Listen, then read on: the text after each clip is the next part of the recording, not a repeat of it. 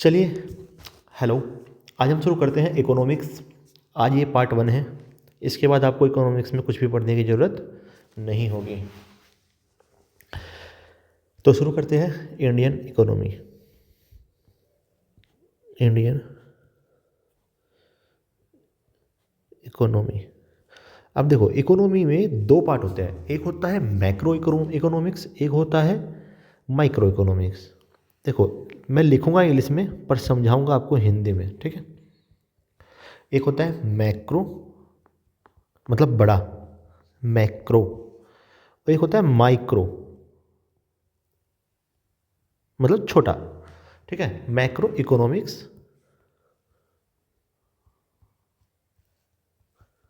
और micro economics, ठीक है। अब मैक्रो इकोनॉमिक्स किसे कहते हैं, माइक्रो इकोनॉमिक्स किसे कहते हैं?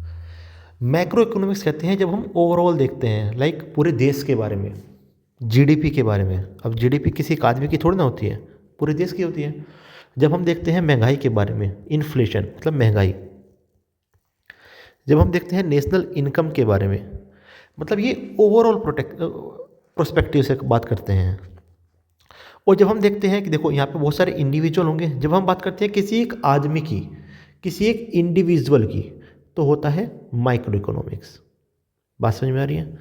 अगर हम किसी एक आदमी के बारे में बात करेंगे, कितनी उसकी इनकम है, क्या उसका एक्शन है, क्या उसका प्रॉफिट है, किसी फर्म के बारे में बात करेंगे, इंडिविजुअल के बारे में बात करेंगे, तो वो आएगा माइक्रो इकोनॉमिक्स के अंदर। लेकिन अगर बात करेंगे हम पूरी कंट्री की जीडीपी की, महंगाई की, नेशनल इनकम की, तो वो किसके अंडर आएगा? मैक्रो इकोनॉमिक्स के अंडर। कोई दिक्कत? चलिए, अब मैक्रो इकोनॉमिक्स पे एक बुक है जो आपको याद रखनी चाहिए। इसके फादर बोले जाते हैं, मैक्रो इकोनॉमिक्स के फादर हैं जेएम कीन्स। तो मैक्रो इकोनॉमिक्स के फादर कौन है? JM Keynes. लेकिन अगर मैं माइक्रो इकोनॉमिक्स की बात करूं, तो यहां इस माइक्रो इकोनॉमिक्स के फादर कौन है? Adam Smith. याद रहेगा? आप ऐसे याद रख सकते हैं, एडम से आदमी। अगर एडम मतलब आदमी, एक आदमी की बात हो रही है, माइक्रो इकोनॉमिक्स। यह है जेएम कीन, है ना, पूरी कंट्री की बात हो रही है, मतलब मैक्रो इकोनॉमिक्स। इनकी एक बुक है, वो आपको याद रखनी ही पड़ेगी क्योंकि आती है। तो जेएम कीन की एक बुक है, उसका नाम आपको याद रखना पड़ेगा, general theory of employment. General theory of employment. क्या ये एग्जाम में आती है? हाँ। एडम स्मिथ की भी एक बुक है, वो भी आपको याद रखनी पड़ेगी, the wealth of nation. The wealth of nation. इतनी बात समझ में आई?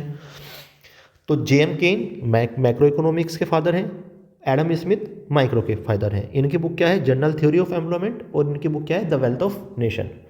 बात समझ में आई? मैक्रो इकोनॉमिक्स किसे कहते हैं, माइक्रो इकोनॉमिक्स किसे कहते हैं? चलिए, तो हम अपनी अब आगे स्टार्ट करते हैं। देखिए, सबसे पहले हम बात करेंगे बेसिक्स। अभी जो हमारा पहला लेक्चर है, हम इसमें बेसिक्स पढ़ेंगे इकोनॉमिक्स के, ठीक है। कौन सा टर्म क्या क्या कहलाता है? देखो, इकोनॉमिक सिस्टम तीन तरह के होते हैं। इकोनॉमिक सिस्टम तीन तरह के होते हैं।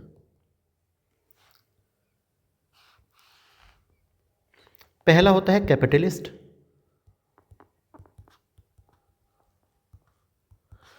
पूंजीवाद। दूसरा होता है सोशलिस्ट, समाजवाद। और तीसरा होता है मिक्स, दोनों का मिक्सअप। अब एक बात बताओ, नाम से ही पता चल रहा है पूंजीवाद, जहाँ पैसा ही भगवान है। सिंपली मैं आपको ऐसा पढ़ा दूंगा इकोनॉमिक्स, आप कहोगे कि हाँ सर समझ में आ गया है। जस्ट घबराना नहीं है, बस समझना है कि मैं बोलना क्या चाह रहा हूँ। कैपिटलिस्ट मतलब पैसा ही भगवान है। ये क्या है? मानवता भगवान है।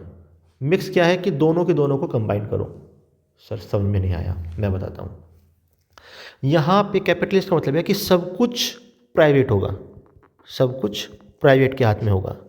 यहाँ सारे के सारे जो ओनरशिप है वो पब्लिक के हाथ में होगी, मतलब सरकार के हाथ में होगी। यहाँ पे क्या है? पब्लिक भी होगा और प्राइवेट भी होगा, जैसे हमारा भारत। हमारे यहाँ कुछ कंपनियां प्राइवेट हैं, कुछ चीज़ें प्राइवेट हैं और कुछ चीज़ें सरकार के हाथ में है। सरकार के हाथ में का मतलब होने का यह है कि सोशलिस्ट है, क्योंकि सरकार बिना भेदभाव के सबको बांटेगी।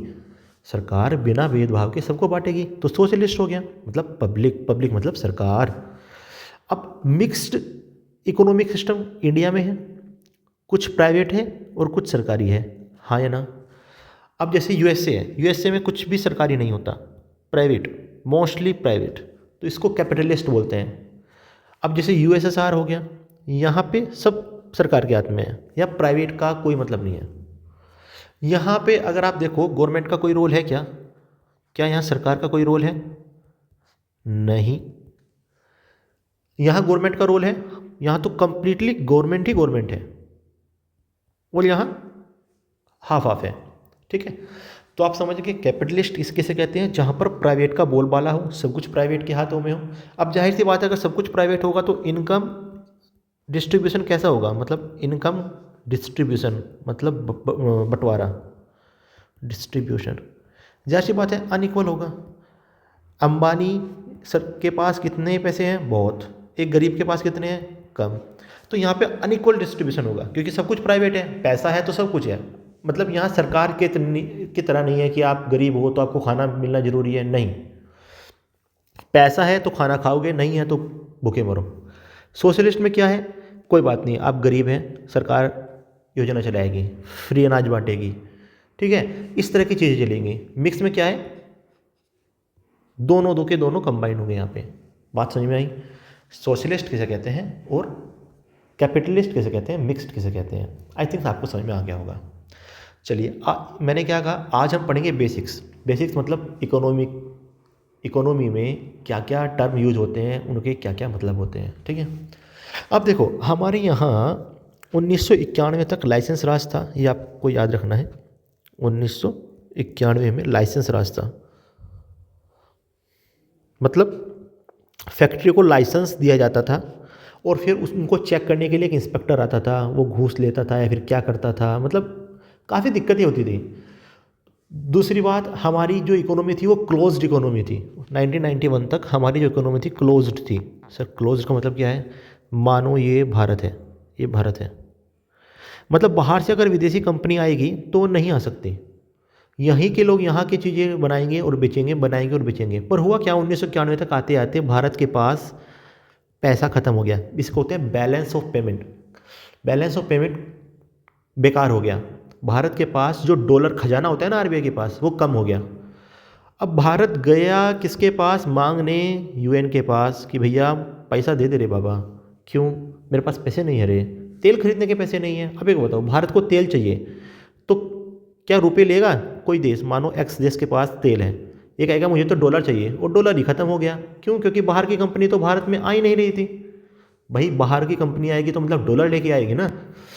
तो इसीलिए हुआ क्या, यूएन ने कहा कि मैं आपको पैसा दूंगा, लेकिन आपको अपनी जो इकोनॉमी आपने क्लोज कर रखी थी इसको खोलनी पड़ेगी। तो 1991 में आता है एलपीजी, लिबरलाइजेशन, प्राइवेटाइजेशन और ग्लोबलाइजेशन। क्या कहा मैंने? लिबरलाइजेशन, प्राइवेटाइजेशन और ग्लोबलाइजेशन। तो ये कब आया? 1991 में। प्रधानमंत्री कौन थे? पीवी नरसिम्हा।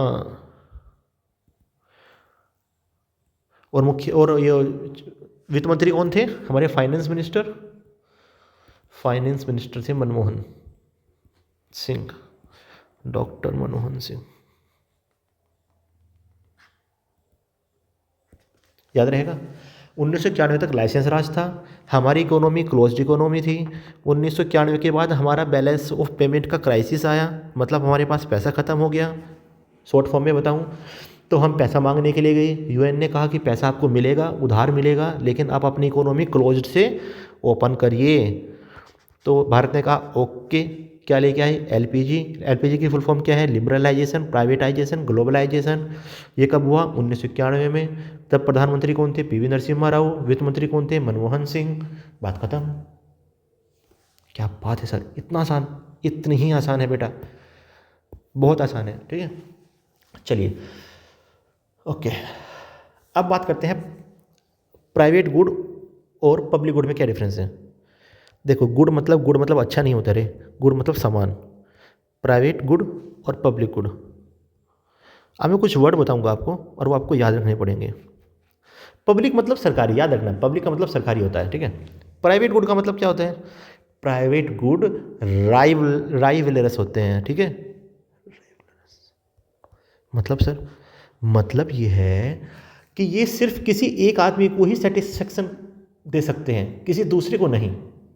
ये नॉन राइवलरस होते हैं। सर मैं समझा नहीं आपकी बात। बेटा चिंटू, मैं हूँ ना, मैं किस लिए हूँ, इसीलिए हूँ। राइवलरस का मतलब होता है, सपोज मान लो एक एप्पल था। सर एप्पल ही बनाना, हाँ बेटा एप्पल, देखो मेरी ड्राइंग कितनी अच्छी है। एक आदमी आया और उसने एप्पल खा लिया, क्या ये एप्पल दूसरे आदमी को मिलेगा? इसने खा लिया, हाँ हाँ। अब इसका तो मुंह लटक गया ना, क्यों? क्योंकि ये एक प्राइवेट गुड था। मतलब एक ने अगर कोई चीज़ ले ली तो दूसरे को नहीं मिलेगी। Okay sir. पब्लिक गुड होते हैं नॉन राइवलरस। सपोज मान लो हवा, विंड, एयर, क्या एक ने अगर हवा ले ली तो दूसरे को नहीं मिलेगी? मिलेगी ना।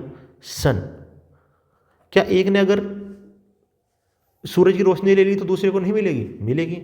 रोड, मतलब एक ने अगर रोड पे कार चलाई तो क्या दूसरे को नहीं चलाने को मिलेगी? मिलेगी। पब्लिक ब्रिज, तो ये सब क्या है, नॉन राइवलरस है। राइवलरस मतलब अगर एक ने कर लिया तो दूसरा नहीं कर पाएगा। तो मैंने क्या कहा, ये इसीलिए एक्सक्लूडेबल होते हैं।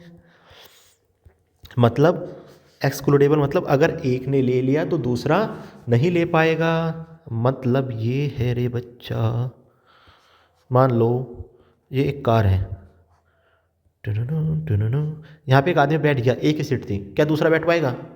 नहीं सर। तो इसलिए क्योंकि वो एक्सक्लूड हो गया, क्या हो गया, वो एक्सक्लूड हो गया। तो प्राइवेट गुड का मतलब समझ में आया ना।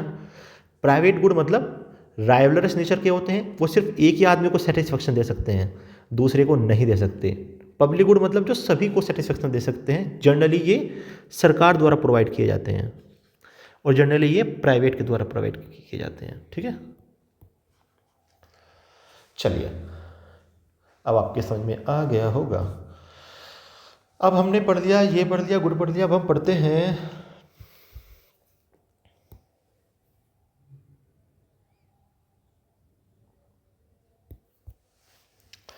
सेक्टर के बारे में। Sector of economy, sector of economy. अब ध्यान से देखो, वैसे तो जनरली हम 3 सेक्टर पढ़ते हैं, primary sector, secondary sector, tertiary sector, but 2 और होते हैं, ठीक है। उनके बारे में हम अलग से देख लेंगे, कोई दिक्कत नहीं है। तो सबसे पहले हम जो मेन है वे पढ़ते हैं, प्राइमरी सेक्टर।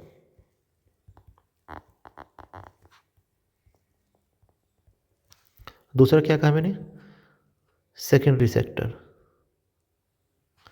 और तीसरा क्या कहा मैंने, टर्शियरी सेक्टर। टर्शियरी, कोई दिक्कत? अब इसके बारे में पढ़ते हैं। प्राइमरी सेक्टर, सीधी सीधी बात है, ये डायरेक्टली डिपेंडेंट होते हैं पर्यावरण पर। क्या कहा मैंने, डायरेक्टली जो निर्भर होते हैं, चलो हिंदी में लिखते हैं कुछ, निर्भर होते हैं वे पर्यावरण पर निर्भर होते हैं, पर्यावरण पर। मतलब क्या है, मतलब पर्यावरण पर एग्रीकल्चर हो गया, खेती, प्राइमरी सेक्टर है। मैंने कहा फिशिंग, पर्यावरण पर निर्भर है। मैंने कहा हंटिंग, पर्यावरण पर निर्भर है। मैंने कहा माइनिंग, पर्यावरण पर निर्भर है। मैंने कहा फॉरेस्ट्री, पर्यावरण पर निर्भर है। समझ में ये बात? तो ऐसे सेक्टर जो पर्यावरण पर निर्भर होते हैं प्राइमरी सेक्टर के अंतर्गत आते हैं रे चिंटू। समझ में आई बात? और जो इस सेक्टर में काम करते हैं, जो जॉब इस सेक्टर से निकलती हैं, उसको बोलते हैं red collar job. Okay sir, red collar job, इसीलिए सर आपने रेड से लिखा? हाँ रे चिंटू तो समझ गया, इसीलिए मैंने इसको रेड से लिखा। ये रेड कॉलर जॉब होती है प्राइमरी सेक्टर की, कोई दिक्कत? No sir. चलिए अब पढ़ते हैं सेकेंडरी सेक्टर। सेकेंडरी सेक्टर क्या होता है? इसको मैन्युफैक्चरिंग सेक्टर भी कहते हैं, इसको मैन्युफैक्चरिंग सेक्टर भी कहते हैं। मतलब सर मैन्युफैक्चरिंग सेक्टर, इसका मतलब यह है चिंटू कि अगर आप पर्यावरण जो आपको मिल रहा था, जो आपको नेचुरल रिसोर्सेज मिल रहे थे, आपने उसमें कुछ सुधार कर दिया। मैंने क्या कहा? नेचुरल रिसोर्सेज जो थे आपके रिसोर्सेज, उसमें आपने कुछ वैल्यू ऐड कर दी, वैल्यू ऐड कर दी, तो वो सेकेंडरी सेक्टर में आ जाएंगे। सर मुझे समझ में नहीं आया सर, मैं बताऊंगा। मान लो मैंने कहा कंस्ट्रक्शन वर्क, मैंने कहा मैन्युफैक्चरिंग, कोई चीज़ बनाना। मैन्युफैक्चर का मतलब होता है कोई चीज़ बनाना। मैंने कहा मान लो बिल्डिंग बना रहे हैं, ठीक है, बिल्डिंग कंस्ट्रक्शन। फैक्ट्री लगती है ना बिस्किट की, इसकी, और क्या क्या करें, कोई सी फैक्ट्री लगा लो आप, बिस्किट की लगा लो, चाहे मैगी की लगा लो, जहाँ पर भी कुछ भी बन रहा हो, चाहे माचिस बन रहा हो, चाहे कपड़ा बन रहा हो, जो भी कुछ बन रहा हो, मैंने कहा कुछ बन रहा हो, आपने रेशम लिया नेचुरल रिसोर्सेज से खेती करके, फिर उसमें उसका कपड़ा बना दिया, मतलब उसमें वैल्यू ऐड कर दी। तो जहाँ भी आप मैन्युफैक्चर कर रहे हो, मैन्युफैक्चरिंग कर रहे हो, वो सेकेंडरी सेक्टर में आता है। अच्छा कमाल की बात बताऊँ, सेकेंडरी सेक्टर कंट्री की बैकबोन होती है। क्या कहा मैंने? सेकेंडरी सेक्टर को बैकबोन बोला जाता है कंट्री की, देश की। क्यों? क्योंकि वो इंडस्ट्रियलाइजेशन में हेल्प करता है। जैसे चाइना के पास कितनी सारी कंपनियां हैं, कोई खिलौने बना रही है, कोई कपड़ा बना रही है, कोई मोबाइल बना रही है, कोई लैपटॉप बना रही है, कोई कुछ बना रही है, मतलब बना रही है, बनाने पे लगे पड़े हैं, ठीक है। कमाल की बात यह है, एक पते की बात बताता हूँ, कोई भी देश सबसे पहले प्राइमरी सेक्टर पर आता है, फिर उसमें इंडस्ट्री आती है, बहुत सारी इंडस्ट्री लगती है, जगह जगह इंडस्ट्री लगती है, फिर वो सेकेंडरी सेक्टर पर प्रवेश करता है, फिर वो टर्शियरी पर करता है। ये जनरली रूल है। पर हमारे भारत महान के साथ क्या हुआ कि वो प्राइमरी से डायरेक्ट टर्शियरी पर चला गया, वो सेकेंडरी इतना कुछ खास डेवलप हो ही नहीं पाया। आप देखो चाइना के पास कितनी कंपनियां हैं मैन्युफैक्चरिंग की, भारत के पास नेग्लिजिबल है उसके कंपेयर में। तो कहने का मतलब क्या है, भारत प्राइमरी से डायरेक्ट टर्सरी पे जंप करा, यहाँ पे इंडस्ट्रियलाइजेशन ढंग से हो ही नहीं पाया।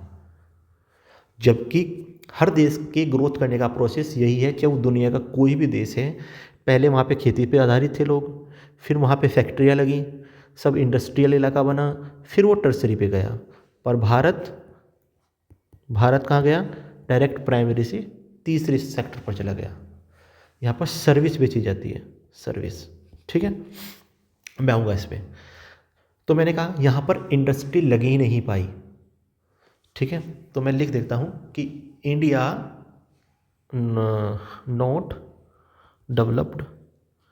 डेवलप्ड इन इंडिया प्रॉपरली, ठीक है, अच्छे से हो ही नहीं पाया। चाइना में बहुत अच्छे से डेवलप हुआ, मतलब इंडस्ट्रियलाइजेशन, जहाँ भी इंडस्ट्रियलाइजेशन, सेकंड सेक्टर, मैन्युफैक्चर करना, फैक्ट्री लगाना, किसी की भी फैक्ट्री हो, समझ में आई बात।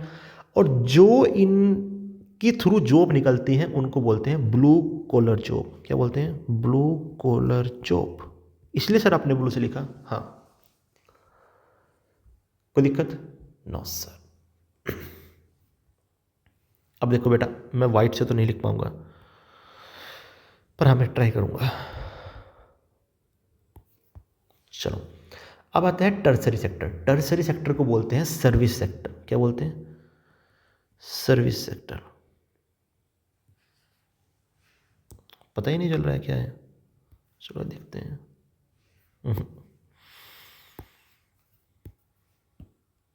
ये काम कर रहा है। सर्विस सेक्टर मतलब जिस भी चीज़ को आप छू नहीं सकते, टेंजिबल नहीं है, मतलब इनटेंजिबल है, वो काम टर्सरी में आते हैं। फॉर एग्जाम्पल मैंने कहा ट्रांसपोर्ट, मैंने क्या कहा? ट्रांसपोर्ट। क्या ट्रांसपोर्ट? मैंने कहा यहाँ से वहाँ ले जाना, ये एक सर्विस है।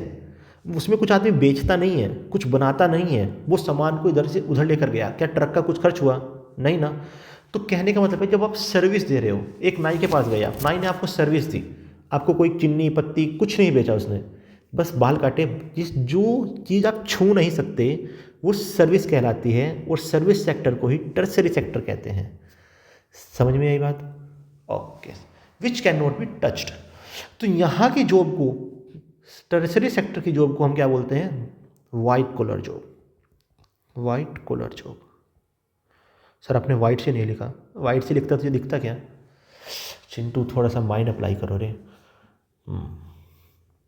तो मैंने कहा ये इकोनॉमी का वो पार्ट है जो सर्विस प्रोड्यूस करता है, प्रोड्यूस सर्विस, सेवाएं देता है, सर्विस सेवाएं।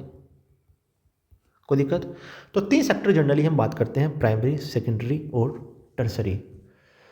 आई थिंक आपको समझ में आ गया होगा। ठीक है। हाँ, एक बात और, जैसे एक क्वेश्चन, फेमस क्वेश्चन है कि इलेक्ट्रिसिटी कौन सी जॉब है? इलेक्ट्रिसिटी, बिजली, बिजली सेकेंडरी सेक्टर की जॉब है, सेकेंडरी सेक्टर की जॉब है, याद रखना। ठीक है, क्योंकि यहाँ पे आप बिजली बना रहे हो, मैन्युफैक्चर कर रहे हो। चलिए 2 और आते हैं। मैंने बताया ना, भारत जो है वो प्राइमरी सेक्टर से डायरेक्ट टर्सरी पर चला गया। यहाँ पे जो सेकेंडरी सेक्टर है वो अच्छे से डेवलप हो नहीं पाया, जबकि नियम ये है कि यहाँ से ऐसे जाओगे आप। चलिए 2 सेक्टर और हैं, मैं आपको बता देता हूँ। वो जनरली पूछता नहीं है, पर फिर भी क्या पता पूछ ले। एक सेक्टर होता है क्वेटरनरी सेक्टर। क्या कहा मैंने?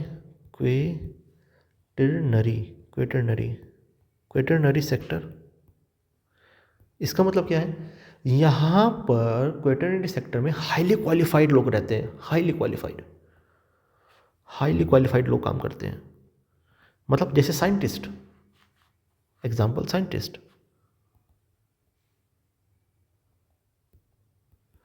सीनियर बिजनेस एग्जीक्यूटिव,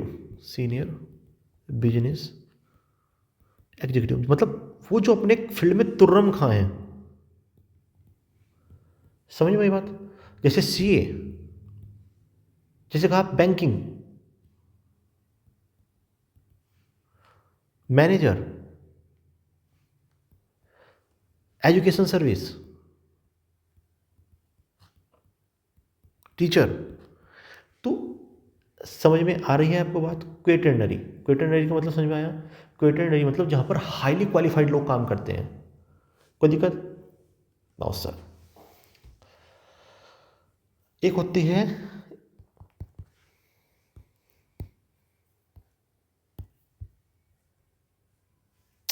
क्वीनरी, वो क्वेटरनरी है, ये क्वीनरी है सेक्टर। यहां पर पॉलिटिशियन काम करते हैं। ठीक है, एक्टिविटी ऑफ पॉलिटिशियन, जहां पर आपकी योजनाएं बनती हैं, डिसीजन मेकिंग एक्टिविटी होती है। ठीक है, एक्टिविटी ऑफ पॉलिटिशियन, राजनेता, जहां पर डिसीजन मेकिंग होता है, जैसे पूरे देश की कैबिनेट मंत्री, डिसीजन मेकिंग बात होती है। ये इन जॉब को कहते हैं गोल्ड कॉलर जॉब, कोई दिक्कत? अच्छा, तो मैंने आपको बताया ना कि प्राइमरी सेक्टर क्या होता है, सेकेंडरी सेक्टर क्या होता है और टर्सरी सेक्टर क्या होता है। कमाल की बात मैं बताऊं आपको एक, भारत के लिए याद रखना, भारत में मोर नंबर ऑफ पीपल है प्राइमरी सेक्टर में, मोर नंबर ऑफ पीपल, मतलब सबसे ज़्यादा आदमी पता कहाँ काम करते हैं? प्राइमरी सेक्टर में, खेती में, एग्रीकल्चर में। प्राइमरी सेक्टर, याद रखना इस बात को, आता है ये। लेकिन इसका जीडीपी में योगदान सबसे कम है, सबसे कम, और सबसे ज़्यादा लोग यही काम कर रहे हैं। जबकि सबसे लेस जो नंबर है, सबसे कम लोग सेकेंडरी और टर्सरी सेक्टर में काम करते हैं भारत में। टर्सरी सेक्टर में मतलब जो सर्विस देता है। और कमाल की बात है, फिर भी जीडीपी में इसका योगदान सबसे ज़्यादा है। कमाल की बात है, याद रखना। समझ में आई बात?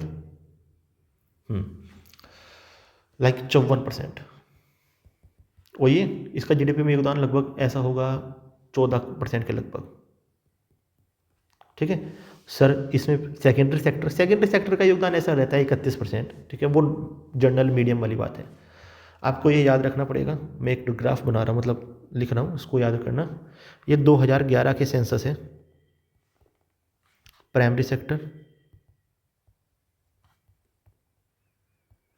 सेकेंडरी सेक्टर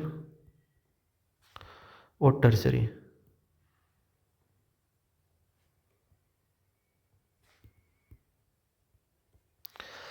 इस LFBR लेबर फोर्स पार्टिसिपेशन मतलब कितने लोग काम कर रहे हैं। एक होता है जीडीपी, जीडीपी में कितने परसेंट योगदान है। अब जरा देखो, प्राइमरी सेक्टर में 54%, इसको ना देख दूसरे पैसे लिखते हैं,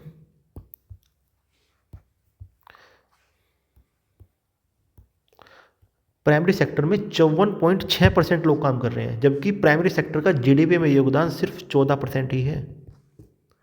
सेकेंडरी सेक्टर में 24.3 लोग परसेंट काम कर रहे हैं और इसका योगदान भी 31.46 है, ये तो मीडियम है मैंने कहा। टर्शरी सेक्टर में सिर्फ 21.1% लोग काम कर रहे हैं बस, यहाँ 54, यहाँ 21, सोचो, जबकि इसका जीडीपी में योगदान 54.15% है, ये याद रखना। तो प्राइमरी सेक्टर में नंबर ऑफ पीपल ज़्यादा है पर जीडीपी में योगदान कम है। टर्शरी सेक्टर में नंबर ऑफ पीपल कम है पर योगदान ज़्यादा है। अच्छा, LFPR का मतलब होता है लेबर फोर्स पार्टिसिपेशन, ठीक है। तो ये आपका आज का पहला लेक्चर हो गया इकोनॉमिक्स का। आपको इसको देख लेना है दोबारा से, कोई दिक्कत हो तो कमेंट सेक्शन में पूछ सकते हैं। आगे मैं 6 या 7 लेक्चर लूँगा इसके, ऐसे ही आधा घंटे के, और आपकी इकोनॉमिक्स कंप्लीट, ठीक है। चलिए, थैंक यू, बाय बाय।